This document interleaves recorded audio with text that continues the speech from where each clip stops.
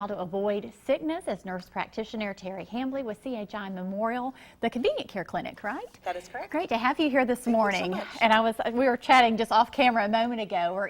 My kids are in like their second full week of school, and believe it or not, this morning I heard some little sniffles. I did, and I thought, oh no, I hope that's maybe fall allergies. But you know, it is. It's like after a few weeks, a lot of times things show up, illnesses. It sure does. Yep. And that's why we need to be diligent as parents to make sure that our kids are well rested, well hydrated, have good nutrition, and then we just talk to them about those nitty-gritty good hygiene practices that they need to have. And I love that you said well hydrated, because my family jokes whenever they are not feeling well, I'm always pushing the water. I do. And they're like, you think that's your answer for, but it does help, right? It does. I mean, our bodies require a lot of water, and most illnesses, especially this time of year, are viral in nature, so there's really nothing medically that we can do to help with those. So water, water, water, flush that out of your system, a lot of rest, and that's what's going to help them get through this time. Right. Are there any things that you see kind of right at the beginning? Like I've already heard of some cases of strep throat going around. I heard that the other day. That's pretty prevalent. We've been off for the summer.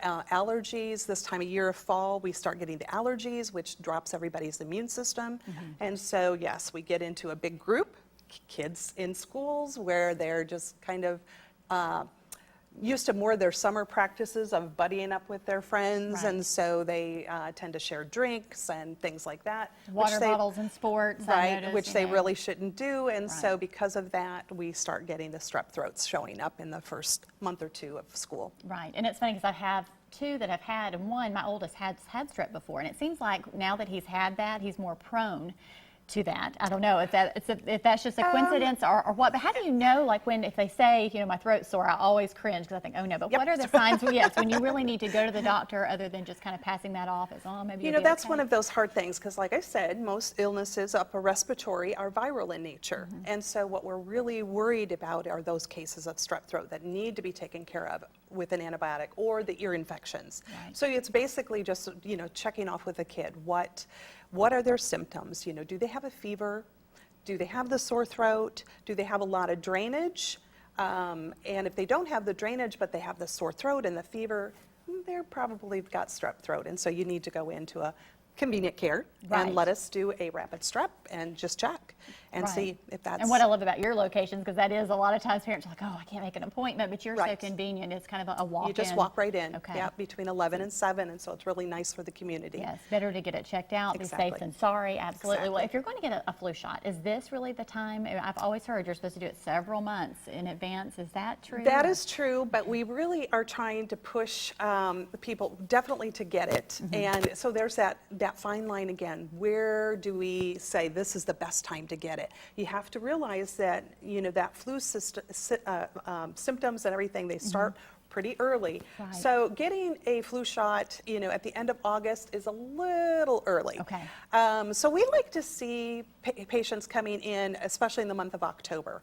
Definitely the month of October, getting that flu shot and getting it in the system, because we start seeing flu November, December, and definitely January and February. So that's where we're like, do we get it too early and it's not going to cover me for the full time? It just really depends on the person and their immunities, but October's a great time to get. And I love that you say always have a health plan kind of in mind. Like I have one that has had a touch of asthma before, so you said if you know that could be a problem for your child, it's good to go ahead and I probably talk that through with them if they're old enough, and also I guess at school have that plan. Definitely. I'm a previous school nurse, and so speaking on that topic, it's very important for parents to meet up with the school nurse or even the school secretary and set up an emergency plan. What do I do? That's for students who have asthma, students who have diabetes, anything, allergies. We need to have that backup plan. Do they need to have an EpiPen right there at the school? Do they need to have a extra inhaler at the school? All of those things have to be approved both by the parent and by the school. So there's forms that have to be signed, and it's really important for parents to get in there and make that emergency plan. Not only that for at the school, but an emergency backup plan, like you said, you wake up, you're ready to go to work, and your kid has the sniffles or the fever. What do you do?